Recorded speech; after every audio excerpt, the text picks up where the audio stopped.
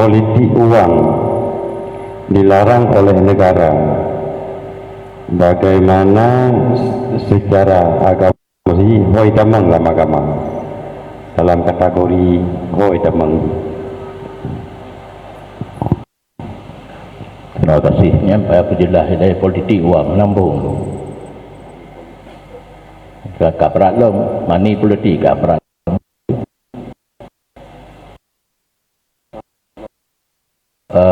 Ijo peng, iu pilih draw. Nyampai agak let nilai. Orang yang iu pilih drawnya nak layak untuk memimpin. Karena naturah. Kadi tapi kadi terpilih yang hana layak hanti ilmu untuk duduk bak kadi. Nanti tu ulama lebih layak wajib gejok urung pilih yang tapi sebenarnya hanya bubur ron untuk kan nya ilmu kamu.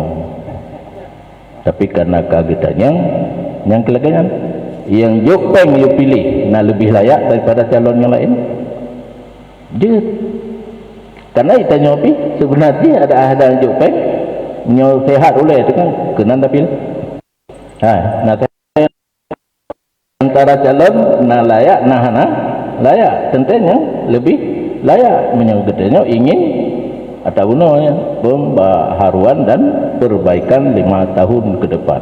Oh kayak jopeng cok tolong lagi cuma nasabah rahsia dijo hanai pegah kapun dan icok aju nak tanya secret berjalan ke mahlum tapi menyukai you pilih draw jangan payah pelajari siapa dia lebih layak ataupun tidak layak. Hana layak berarti kitanya kada bantu orang yang hana layak untuk memimpin kitanya 5 tahun yang akan datang dosa. Sekian.